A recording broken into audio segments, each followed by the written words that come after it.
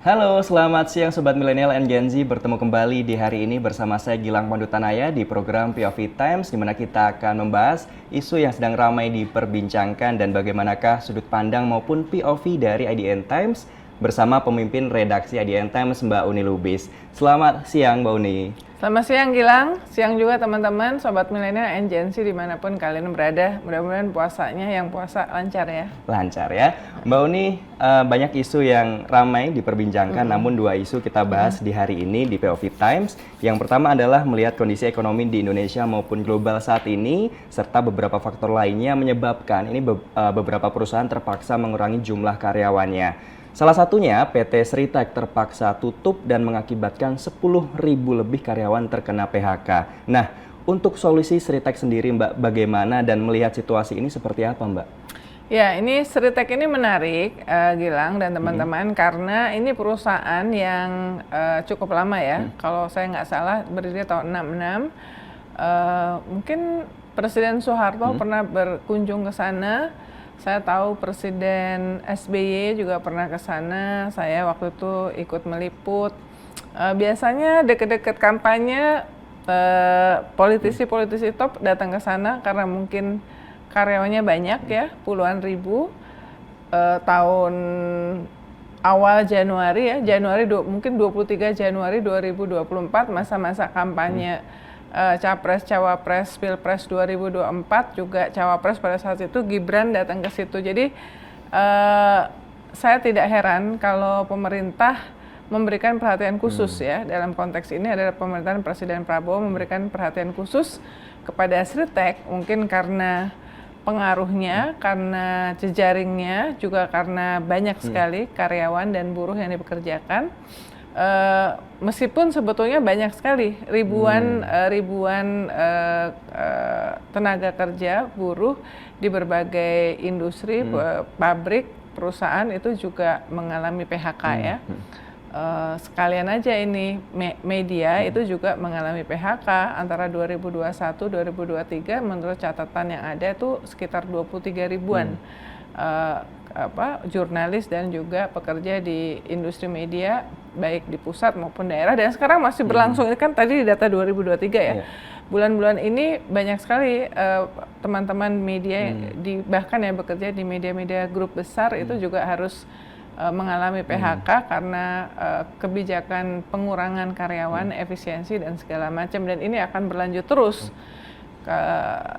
Nampaknya ya, dan ini juga memprihatinkan. Tapi kita kembali ke Sritek ya. Ini kan akhirnya, jadi sebenarnya Presiden Prabowo sudah menjanjikan tidak boleh ada PHK di Sritek ya. Mungkin sekitar akhir Oktober ya.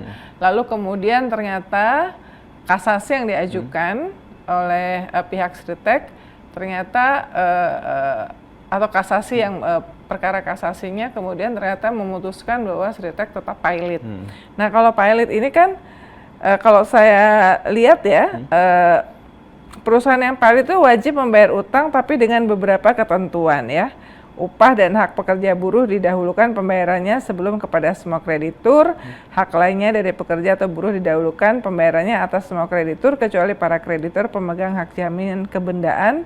Aset perusahaan pilot dikelola oleh kurator yang ditunjuk dan diawasi oleh pengadilan. Aset-aset tersebut akan dijual untuk melunasi utang debitur. Jika harta pilot tidak cukup untuk membayar biaya kepilotan, maka pengadilan dapat memutuskan pencabutan putusan pernyataan pilot. Nah, ini yang nampaknya sedang dilakukan ya, karena kemudian kemarin itu sudah ada pertemuan ya, mungkin perintah dari Presiden. Kalau kita melihat di foto di pertemuan itu ada, dan kemudian dilanjutkan dengan jumpa pers oleh Menteri Tenaga Kerja Profesor Yasirli. Tapi sebelumnya saya lihat ada rapat di mana di situ hadir Menteri BUMN Erick Thohir, Wakil Menteri BUMN Doni Oskaria yang juga baru diumumkan sebagai COO dari Danantara ya, Sovereign Wealth Fund. Kemudian ada Sekretaris Kabinet Teddy, ada Mensesnek Prasetyo Hadi, kemudian ada kuratornya yang ibu-ibu yang perempuan itu ya, Ibu Norma mungkin kalau saya nggak salah, mungkin ada satu lagi yang kurator. Yang intinya kemudian disampaikan bahwa pemerintah memberikan solusi dan menjamin bahwa 2 minggu dari kemarin, itu ada jaminan bahwa teman-teman buruh Sritek bisa dipekerjakan kembali ya, karena akan ada investor, akan ada penyewaan alat dan segala macam, belum detail ya, karena itu jumpa persnya bicaranya singkat-singkat. Satu, posisi dari kita di IDN Times, kita tentu sangat prihatin terhadap PHK yang dialami oleh semua orang ya, semua karyawan, semua teman-teman buruh, ya kita karyawan buruh juga ya, buruh gitu ya. Karena apalagi karena situasi yang terjadi, termasuk situasi misalnya efisiensi anggaran dan segala macam. Kedua, kita tentu mendukung solusi-solusi yang bisa dilakukan oleh pihak siapapun, termasuk pemerintah ya, karena pemerintah siapapun sebelum dia berkuasa pada saat kampanye dia pasti janji menciptakan lapangan pekerjaan, karena itu adalah salah satu cara yang paling efektif untuk menarik suara. Ya, menarik suara. Jadi pendidikan gratis, kesehatan gratis, penciptaan lapangan pekerjaan, apalagi semuanya itu kan menargetkan anak muda. Anak muda ini kan lebih dari 50% dari populasi Indonesia, termasuk di pemilih. Jadi penciptaan lapangan pekerjaan itu menjadi salah satu yang disampaikan ya, berbusa-busa oleh semua calon pemimpin, dalam konteks ini adalah calon presiden.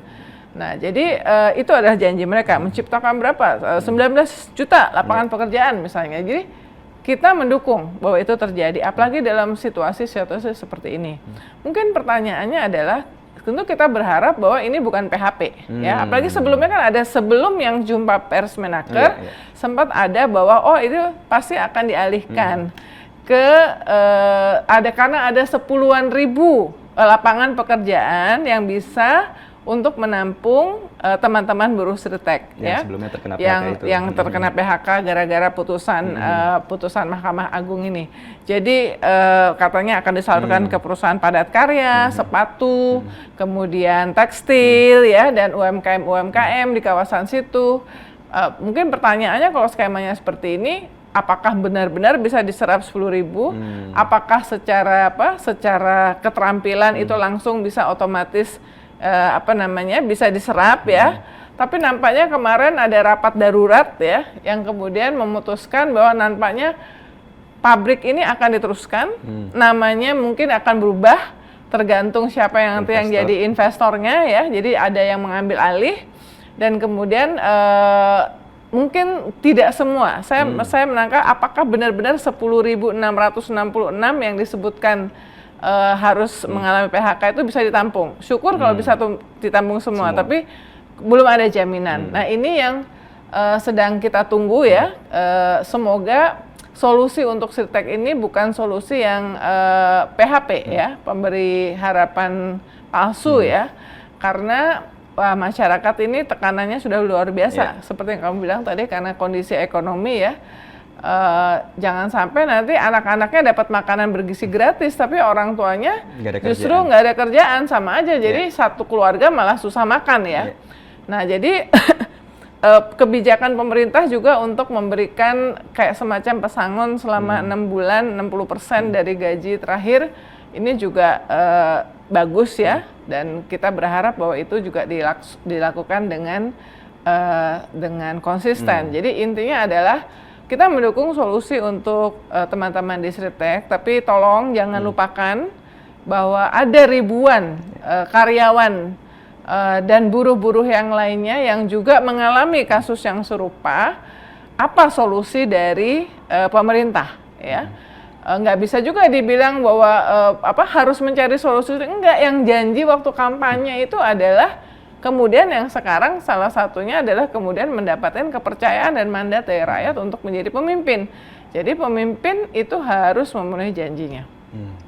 Nah itu, Mbak, isu yang kedua mengenai Danantara.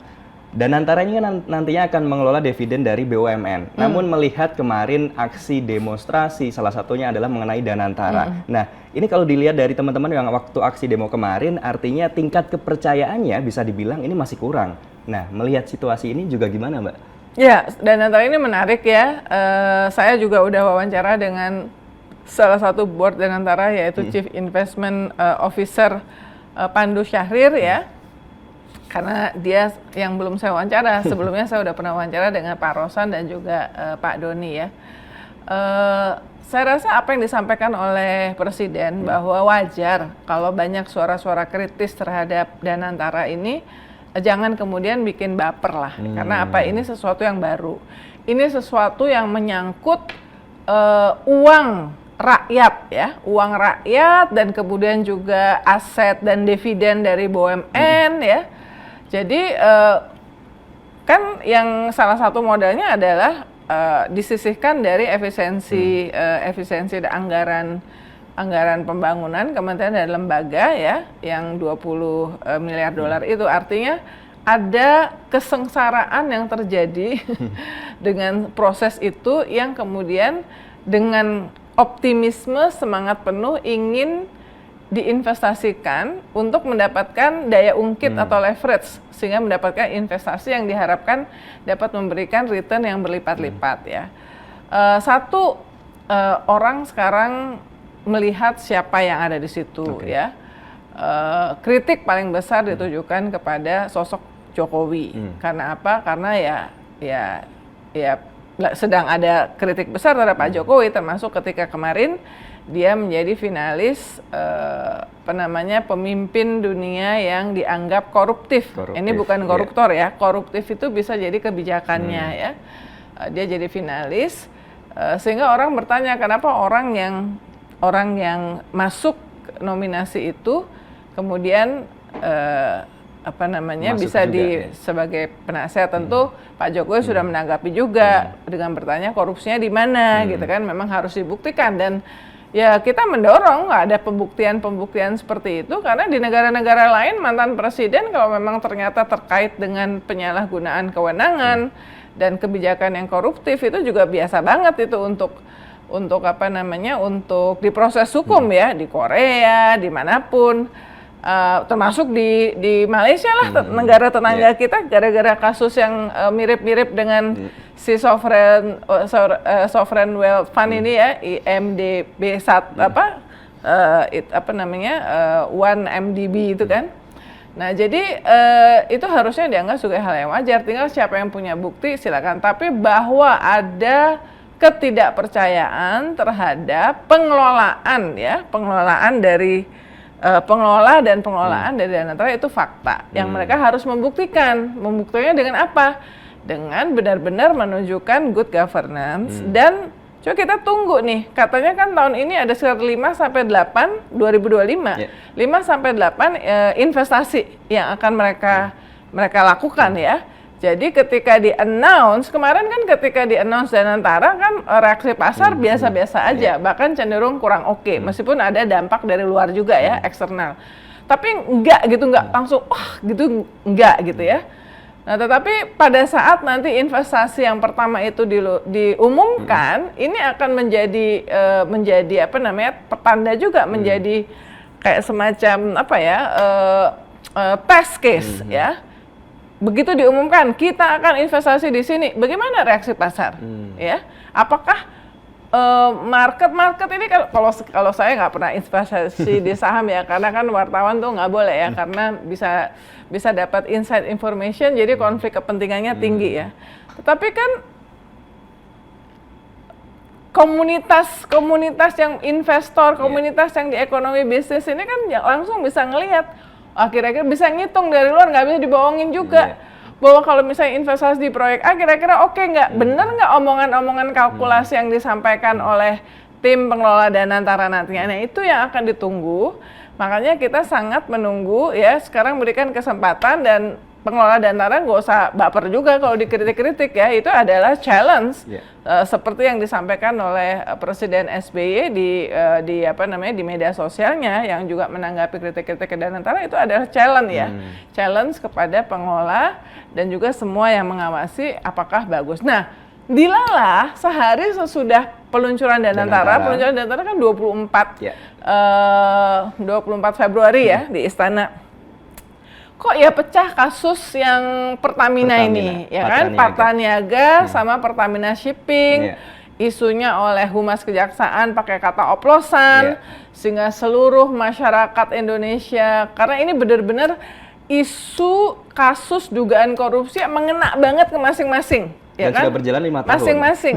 Dan itu 2018, 2023 ya. Jadi yang marahnya tuh luar biasa. Wah sekarang meme-nya luar biasa banyak sekali ya. Jadi wah saya bisa membayangkan teman-teman di Pertamina yang nggak tahu. Pasti yang ribuan tuh lebih banyak yang nggak tahu. Kan ini mayoritas lebih banyak nggak tahu gimana perasaannya selama seminggu ini ya.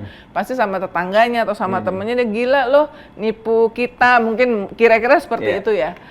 Meskipun kan sebetulnya mungkin ini hanya elit ya, tapi saya juga setuju bahwa ini bisa jadi uangnya mengalir kemana-mana karena angka kerugian yang disampaikan oleh Kejaksaan Agung tuh gede, 190 triliun lebih tahun ini saja, tahun. Jadi bisa kalau dikali 5 tahun kira-kira berapa?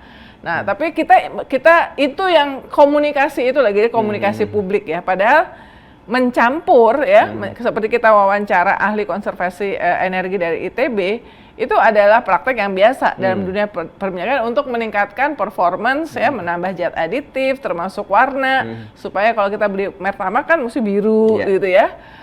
Yang lainnya gimana? Tapi ini ada dugaan markup ya, kemudian baik di harga pembelian, impor termasuk juga di pengiriman. Dan ini menyangkut nama yang selama ini wah, udah legenda setiap kali ada kasus quote unquote mafia minyak.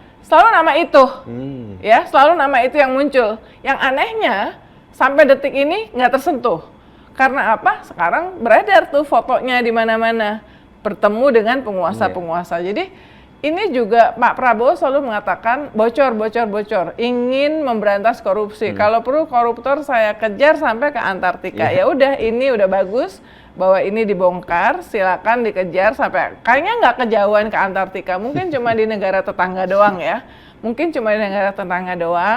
Nah jadi ini dibongkar, tapi kasus ini juga memberikan dampak kepada kepercayaan pengelolaan badan usaha milik negara. Soalnya Pertamina ini yang salah satu yang paling dibanggain, satu-satunya perusahaan Indonesia yang masuk Fortune 500. Juara 1 untuk ESG ya, dan partnernya itu banyak internasional ya. Orang-orang misalnya di Afrika, saya karena pernah ke sana, yang sangat look up to Pertamina, sangat ingin Pertamina invest karena di sana potensi di beberapa negara Afrika. Waktu saya meliput waktu pas kunjungan presiden ke Afrika, ke 4 negara, terus ada MOU itu ingin supaya melihat kesuksesan Pertamina bagaimana dalam bisnisnya. Mereka punya potensi nggak di sana ya. Nanti saya membayangkan bahwa sekarang itu pasti yang investor yang akan kerjasama sama Pertamina, krediturnya Pertamina seperti apa, partner pasti semuanya menahan diri. Jadi dampak dari kasus ini ya, itu kepada Pertamina luar biasa, ya nggak cuma sekedar masyarakat Indonesia yang marah, tetapi kalau tidak dikelola dengan baik ya, lepas dari bahwa kasus dugaan korupsinya harus diusut tuntas, harus dihukum tuntas, mafia migasnya harus ditangkap ya, nggak cuma janji-janji doang.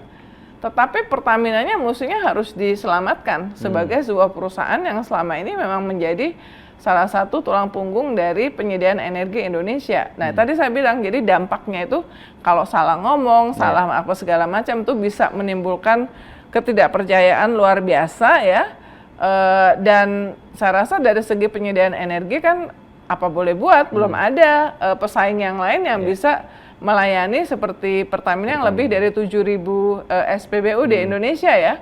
Jangan sampai terjadi antrian karena orang pindah ke salah satu, antrian ribut lagi ya. Ini yang kasus yang harus di-manage, dan akhirnya kan sesudah sekian hari Dirut Pertamina Pak Simon muncul ya. Minta maaf, menurut saya itu better late than never ya. Mestinya hari pertama begitu kasus itu muncul harusnya minta maaf, tapi mungkin ada banyak pertimbangan yang lain, dan membentuk crisis center, bahkan juga membuat